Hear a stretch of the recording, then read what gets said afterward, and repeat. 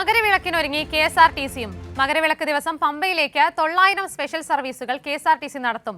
പമ്പയിൽ മന്ത്രി കെ.ബി. ഗണേഷ് കുമാറിന്റെ നേതൃത്വത്തിൽ അവലോകന യോഗവും ചേർന്നു. മികച്ച സംവിധാനങ്ങളാണ് ശബരിമല തീർത്ഥാടനവുമായി ബന്ധപ്പെട്ട് കെഎസ്ആർടിസി ഒരുക്കിയിട്ടുള്ളത്.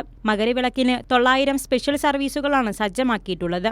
850 വണ്ടിയാണ് ഇപ്പോൾ ഓഫർ ചെയ്തിരിക്കുന്നത്. 900 വണ്ടി റെഡിയാണ് എന്നെനിക്ക് റിപ്പോർട്ട് തന്നെ. വേണമെങ്കിൽ 1000 വണ്ടി ഓടിക്കാമെന്നും സമ്മതിച്ചിട്ടുണ്ട്. അത് നമ്മൾ തരുന്നതായിരിക്കും. കഴിയുന്ന ഡയറക്റ്റ് ബസ്സുകൾ ഇവിടുന്ന് തന്നെ, കാരണം നിലയ്ക്കൽ പോയി ആളെ കയറ്റി പോകുന്നതിനേക്കാൾ നിറയുന്ന ബസ്സുകൾ അപ്പോൾ തന്നെ നമുക്കങ്ങ് നാട്ടിലേക്ക് കൊണ്ടുപോകാൻ പറ്റും. പൊതുവിൽ റോഡ് അപകടങ്ങൾ ഇത്തവണ കുറവായിരുന്നു. തീർത്ഥാടന കാലത്ത് കെഎസ്ആർടിസിയുടെ പ്രവർത്തനം മികവുറ്റതായിരുന്നുവെന്ന് മന്ത്രി കെ.ബി. ഗണേഷ് കുമാർ പറഞ്ഞു.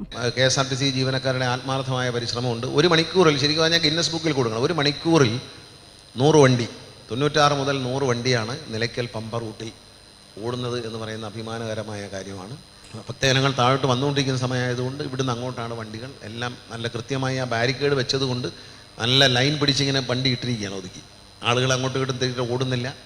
അപകടങ്ങൾ ഒഴിവാക്കാനുള്ള ഒരു കാരണം ഇതാണ്. കാരണം ഈ ബസ്സിൻ്റെയൊക്കെ വട്ടം ചാടുമ്പോൾ സമയം ഡിലേ ചെയ്തുകൊണ്ടിരിക്കും. അപ്പോൾ അതെല്ലാം ഇല്ലാതെ ഇപ്പം നല്ല അച്ചടക്കത്തോടു കൂടി അത് മാനേജ് ചെയ്യാൻ പോലീസിനും കഴിയുന്നതിൽ ഞാൻ അഭിനന്ദിക്കുകയാണ്. പമ്പ ശ്രീരാമ സാങ്കേതം ഹാളിൽ നടന്ന അവലോകന യോഗത്തിൽ ഗതാഗത വകുപ്പ് joint commissioner Pramod Shankar, special officer doctor Arun S Nair തുടങ്ങി വിവിധ വകുപ്പുകളിലെ ഉദ്യോഗസ്ഥർ പങ്കെടുത്തു.